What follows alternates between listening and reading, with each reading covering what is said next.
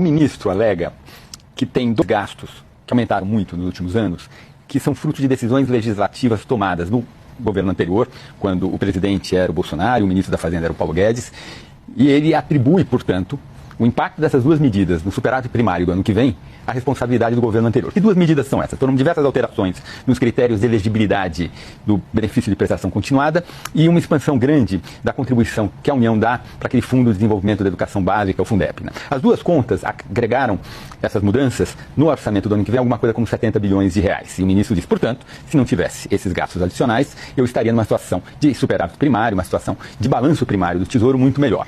Mas, evidentemente, tem uma certa seletividade do ministro, né? Primeiro, o PT votou a favor, não só o PT, mas toda a esquerda votou em peso a favor dessas duas medidas. Eu ia pontuar exatamente isso. Ele o Lula poderia ter feito gestões para desfazer uma parte dessas medidas. Adicionalmente, ele não lembra que o Paulo Guedes promoveu uma redução do gasto com o pessoal de 1 ponto percentual do PIB. E, graças a Deus, o atual governo tem mantido essas despesas de pessoal com proporção do PIB nos níveis que eles pegaram do trabalho que foi bem feito pela administração anterior, né? Também temos que lembrar que a administração anterior entregou o balanço das empresas estatais numa situação muito boa, com liquidez, dívida baixa, o que dá espaço para fazer política, mas principalmente gera dividendos que ajuda na receita, né? Então tem uma certa seletividade do ministro. Quando a gente olha de maneira mais geral no tempo, tá?